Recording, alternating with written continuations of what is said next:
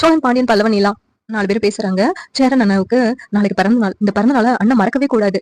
அதே மாரி கார்த்திகாவையும் மறக்கிற மாதிரி நம்ம பண்ணணும். அந்த அளவுக்கு இந்த பிறந்த நாள கொண்டாடணும் அப்டி சொல்லிட்டு முடிவு பண்றாங்க. அதே மாதிரி மறுநாள் பிறந்த நாள் வருது. எல்லாரும் சேரனுக்கு விஷ் பண்றாங்க. விஷ் பண்ணிட்டு கோவிலுக்கு போகலாம் அப்டி சொல்லிட்டு முடிவு பண்றாங்க.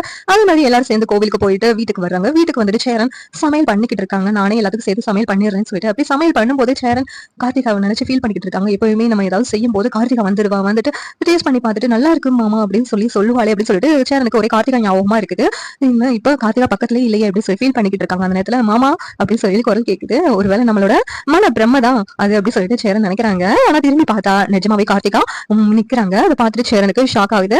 என்ன கார்த்திகா நீ எப்படி இங்க அப்படின்னு சொல்லிட்டு கேக்குறாங்க. உடனே கார்த்திகா இருந்துட்டு மாமா இன்னைக்கு உன் பிறந்த நாள் இல்ல மாமா, அதுக்காக தான் உன்னை பார்த்து உன்கிட்ட பேசிட்டு போகலான்னு வந்தேன். பிறந்தநாள் வாழ்த்துக்கள் மாமா அப்படி சொல்லிட்டு கார்த்திகா சொல்றாங்க. உடனே நன்றிப்பா, நீங்க வந்தது உங்க வீட்டுல யாருக்காவது தெரிஞ்சா திட்ட போறாங்கப்பா அப்படின்னு சொல்லிட்டு சேரன் சொல்றாங்க. உன்னை கார்த்திகா இருந்துட்டு மாமா எனக்கு கல்யாணம் ஆயிடுச்சு மாமா, இனிமேலும் அவங்க என்ன ஒண்ணும் சொல்ல முடியாது, அப்படி சொன்னாலும் என் வீட்டுக்காரர் தான் சொல்லணும் அப்படின்னு சொல்லிட்டு கார்த்திகா சொல்றாங்க. மாமா நீ என்ன நினைச்சு எதுவும் வருத்தப்படலையே அப்படின்னு கேக்குறாங்க. இல்லப்பா அப்படிங்கிறாங்க சேரன். ஒன்னும் கார்த்திகா இருந்துட்டு மாமா நீ என்ன கல்யாணம் பண்ணலன்னு நினைச்சு உனக்கு வருத்தமே இல்லையா மாமா, என் மேல ஆசையே இல்லையா மாமா அப்படின்னு சொல்லிட்டு கார்த்திகா கேக்குறாங்க.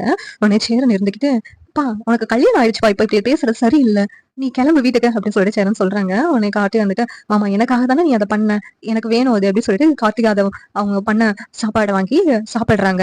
உடனே சேரனுக்கு ரொம்ப சந்தோஷம். இந்த சீரியல் எப்படி நல்லா இருக்கும் நீங்க நினைக்கிறீங்கன்னு கமெண்ட் பண்ணுங்க. இந்த வீடியோ லைக் பண்ணுங்க, ஷேர் பண்ணுங்க, சப்ஸ்கிரைப் பண்ணுங்க. தேங்க்யூ.